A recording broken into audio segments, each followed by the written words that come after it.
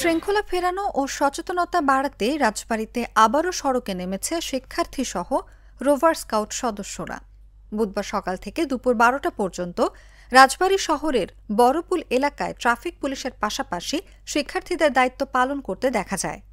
এ সময় সড়কের নিয়ম মেনে যান চলাচল, পথচারীদের পারাপার, হেলমেটবিহীন মোটরসাইকেল চালকদের সচেতন করার পাশাপাশি হেলমেট পরতে অনুরোধ জানান শিক্ষার্থীরা।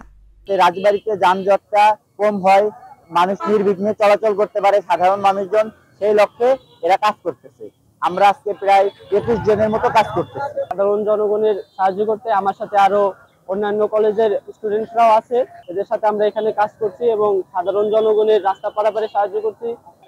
স্টুডেন্টদের আন্তরিকভাবে ধন্যবাদ জানাই। এর আগেও আমি ওদের দেখেছি যে ওরা রাস্তাঘাটে শৃঙ্খলা ফেরানোর জন্য ট্রাফিক ভাইদের পাশাপাশি ওরাও অনেক পরিশ্রম করেছে, শ্রম দিয়েছে।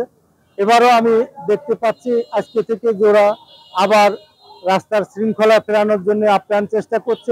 রাজবাড়ী অতিরিক্ত পুলিশ সুপার রেজাউল করিম বলেন, সড়কের শৃঙ্খলা ফিরিয়ে আনা ও মানুষকে আইনের প্রতি শ্রদ্ধাশীল করতে রাজবাড়ী জেলা পুলিশ ছাত্র জনতার সহায়তায় নতুন উদ্যমে মাঠে নেমেছে।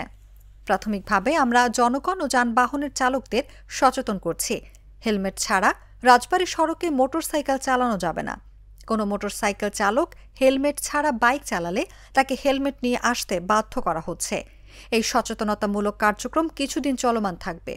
পরবর্তীতে কেউ আইন না মানলে তাদের বিরুদ্ধে আইনি ব্যবস্থা নেওয়া হবে। 5ই আগস্টের পরবর্তীতে পরিবর্তিত বাংলাদেশে আমরা কিছুদিন সড়কের যে বিশৃঙ্খলা ছিল সেই শৃঙ্খলা ফিরিয়ে আনার জন্য, মানুষকে আইনের প্রতি শ্রদ্ধাশীল করার জন্য এবং সড়কে শৃঙ্খলা ফিরিয়ে আনার জন্য আমরা নতুন উদ্যমে ছাত্র জনতার সহায়তায় আমরা মাঠে নেমেছি, যাতে সড়কে শৃঙ্খলা ফিরে আসে, মানুষ আইনের প্রতি শ্রদ্ধাশীল হয় এবং আইন মেনে চলে।